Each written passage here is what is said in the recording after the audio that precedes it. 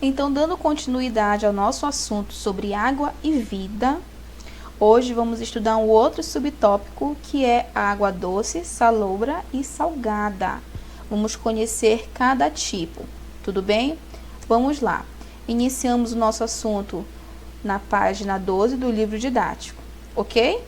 Então vamos lá. Crianças, vocês sabem me responder por que a água doce ela recebe esse nome? Será que é porque ela contém açúcar? O que vocês acham? A água doce ela recebe esse nome porque ela contém menos sais que a água do mar, mas que na verdade é uma água sem sabor, tá? E a água salobra, ela é uma mistura de água salgada e água doce, em termos de quantidades de sais. Essa água ela tem uma aparência turva e não pode ser consumida pelos seres humanos, tudo bem? A água salobra não pode ser consumida. Geralmente, os manguezais aonde se encontra esse tipo de água, geralmente dos manguezais, tá? Esses ambientes eles são ricos em nutrientes, muitos animais se reproduzem e seus filhotes se desenvolvem nessas áreas, tá? Por isso que eles são conhecidos como berçários naturais, tudo bem? Então aqui a imagem do rio Amazonas na região norte do Brasil, tá? No caso aqui, água doce. Já no mar, como na praia do Caldeirão, que é essa imagem aqui, a água é salgada, tá bom? Vamos continuar? Agora a gente já sabe os 3 tipos de águas que existem, tá? Vamos lá então. Aqui já fala sobre a distribuição da água. Vocês lembram no meu vídeo, no início do vídeo, que eu falei sobre essa distribuição da água? Olha só, a gente tem pouca água doce, né? 97% de toda a água existente no planeta ela é salgada, encontradas em mares e oceanos, e apenas 3% de água doce que temos, tá? E essa água ela está congelada em geleiras. Aqui, ó. Tudo bem? Então, portanto, cerca de 3% apenas que é água doce, e a maior parte dessa água ela está congelada em geleiras, como eu já expliquei, tá? E esses 3% aqui, que é aquela água utilizada para beber, cozinhar, tomar banho e realizar todas as outras necessidades que temos, certo? Por isso é preciso economizar e não poluir ou contaminar a água, tá? Evitando, crianças, que ela se torne uma água imprópria para o nosso consumo. Por isso, a importância da gente preservar essa substância tão preciosa, ok? E aqui, ó, fala um pouquinho sobre as geleiras, tá?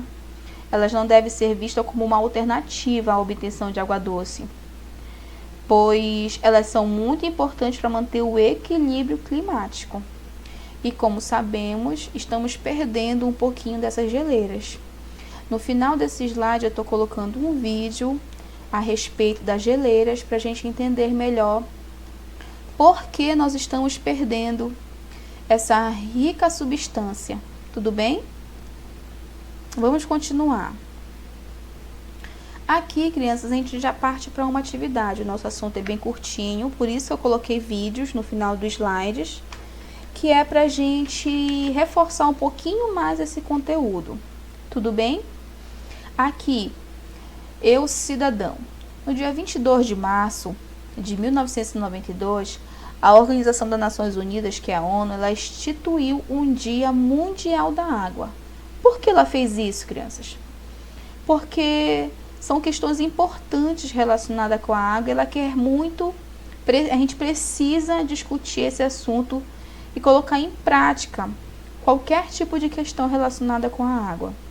É necessário dar essa importância para ela, porque como já foi explicado, temos pouca água para o nosso consumo.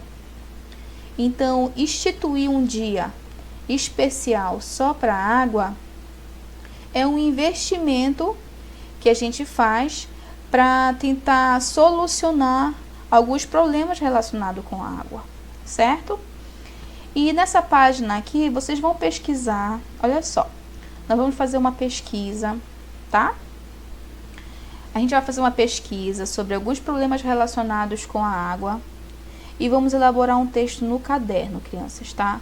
Vamos fazer a leitura desse texto aqui sobre a água, sobre o Dia Mundial da Água, e em seguida a gente vai fazer uma pesquisa com os problemas que a gente já conhece a respeito da água e elaborar um texto no caderno, tá?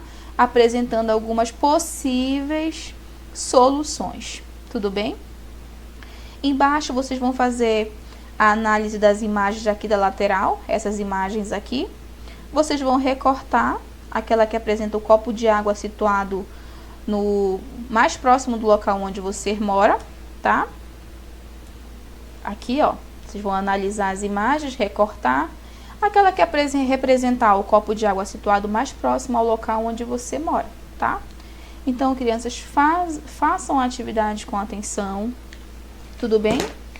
Façam com bastante atenção, assistem o vídeo que eu coloquei no final do slide, que é pra gente captar melhor essa mensagem, a gente entender melhor, tudo bem? Aqui, vamos também fazer as atividades do livro de atividades, tá? Da página 53 até a página 57, tá? Vamos fazer a resolução dessas páginas com atenção, que eu postarei um slide depois com uma resolução coletiva, tudo bem?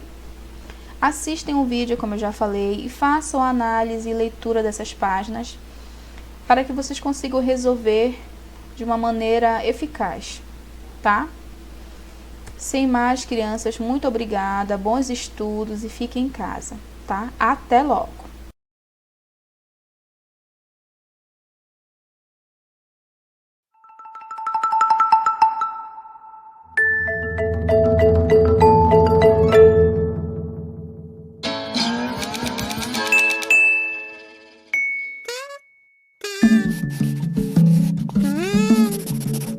Toda a água da terra, cada gota, é a mesma que sempre existiu, fluindo há bilhões de anos.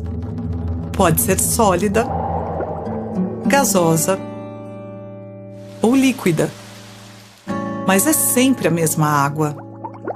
Só que além da ocorrência dos eventos climáticos naturais, as ações humanas têm contribuído para o desequilíbrio do fluxo cíclico e natural das águas. E agora? Agora precisamos agir para reequilibrar esse ciclo. Sem a mata, a água não penetra no solo, não abastece os lençóis freáticos e ainda causa erosão. O solo fica estéril e a região sujeita a inundações. Uma das coisas mais importantes que podemos fazer é o plantio de vegetação nativa em áreas desmatadas. Nas margens dos rios, por exemplo, a mata funciona como os nossos cílios. Por isso é chamada de mata ciliar. Os olhos sem cílios ficariam desprotegidos. O mesmo acontece no meio ambiente.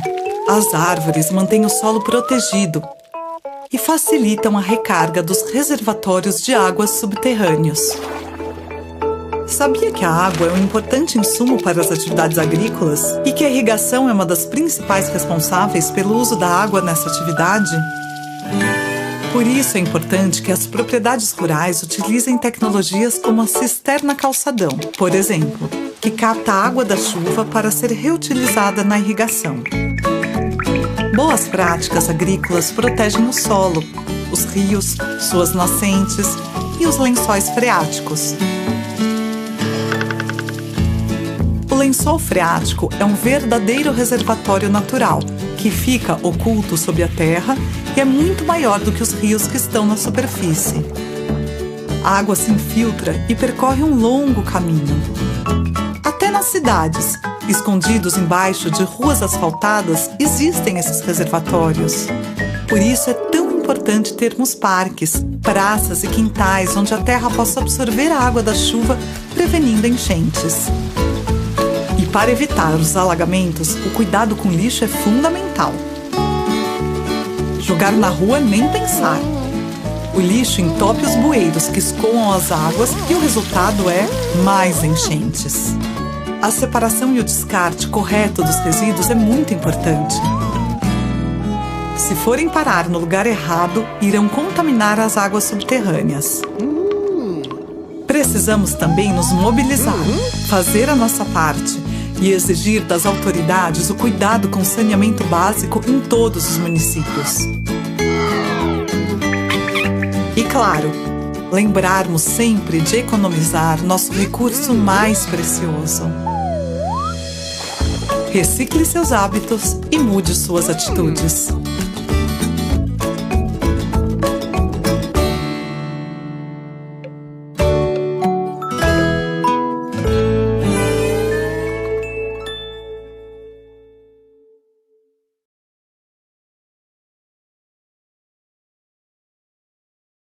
E lá está ela, a geleira de Eck, imensa, imponente. Um paredão congelado se erguendo a 100 metros para fora da água. Um gigante que se desmancha diante dos nossos olhos.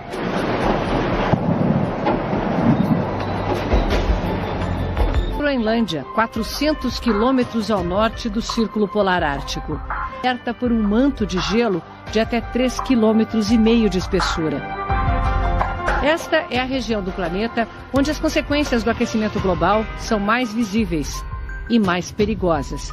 O derretimento da calota de gelo polar não tem grande impacto no nível dos oceanos, porque é mar congelado que derrete. Mas o gelo da Groenlândia está sobre a Terra. Se tudo derretesse, os oceanos subiriam 7 metros. 7 metros só com o degelo da Groenlândia.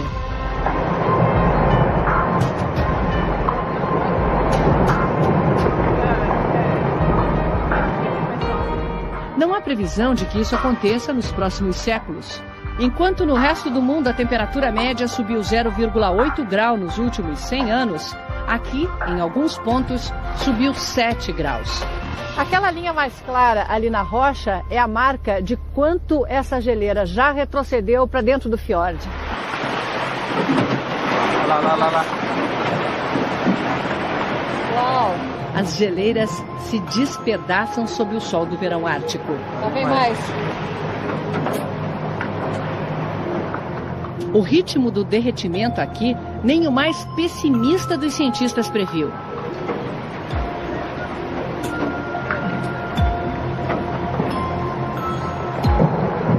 Esses pedaços de gelo, que daqui parecem pequenos, têm o tamanho de um ônibus.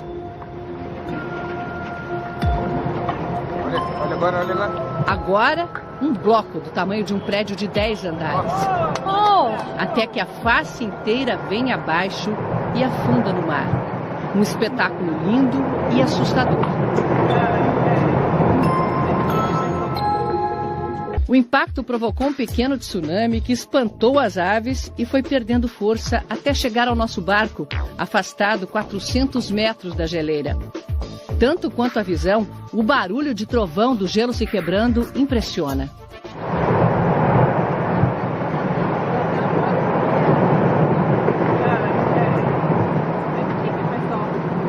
As geleiras parecem estáticas, mas na verdade elas são como rios de gelo que correm bem devagar. Durante mais de 100 anos, os cientistas têm acompanhado a velocidade desse deslocamento aqui na Groenlândia. E elas mantiveram até 96 o mesmo ritmo, até que começaram a ganhar velocidade. E em menos de 15 anos já estão correndo 4 vezes mais rápido. Chegamos à cidade de Ilulissat, no porto que hoje fica sem gelo por um período 1 mês mais longo do que há 10 anos. Continuamos nossa viagem a pé. Percorremos 10 quilômetros na tundra, mais verde e florida do que costumava ficar. Neste fiord não se pode navegar de tão cheio, de tão grandes os blocos.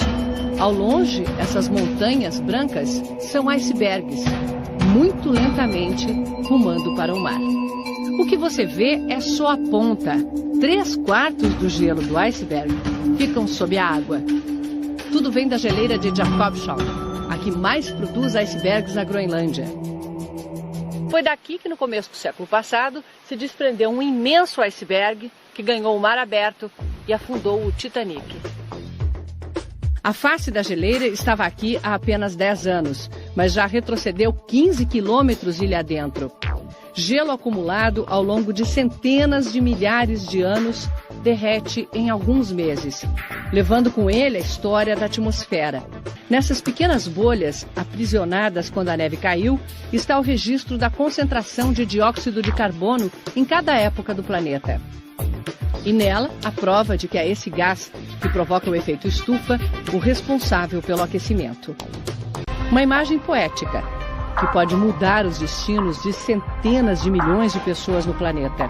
O volume de gelo jogado no mar no ano passado foi de 200 quilômetros cúbicos. Pare para imaginar esse volume. 200 cubos de gelo com 1 quilômetro de altura, 1 de largura, 1 de profundidade. O gelo reflete parte da radiação solar de volta para o espaço. Quando a neve derrete, a água do mar ou as pedras descobertas absorvem calor. Com o gelo derretendo no verão, então 98% da radiação é absorvida pelo mar, em vez de voltar para o espaço. E isso aquece a água. O que nos leva de volta à geleira Jacobson, que em 10 anos perdeu todo o seu gelo flutuante. Onde agora sobrevoamos o rio de icebergs, o gelo era inteiro, compacto. Ele servia como uma barragem para conter a imensa pressão do gelo acumulado sobre a Terra. A água, um pouquinho só mais quente, foi se infiltrando por baixo do gelo, lubrificando a base da geleira, fazendo com que ela deslize mais rápido para o oceano. Sem estabilidade, imensos pedaços se quebram e ganham o mar. Os cientistas, que se surpreenderam com a rapidez das mudanças na Groenlândia, não sabem se o derretimento vai continuar acelerando. É um caso no qual as mudanças estão acontecendo rápido demais para conseguirmos entendê-las, admite Mark Cerise. No espaço aberto pelo gelo da Jacobson, em 1 ano, dá para botar 800 estádios do Maracanã.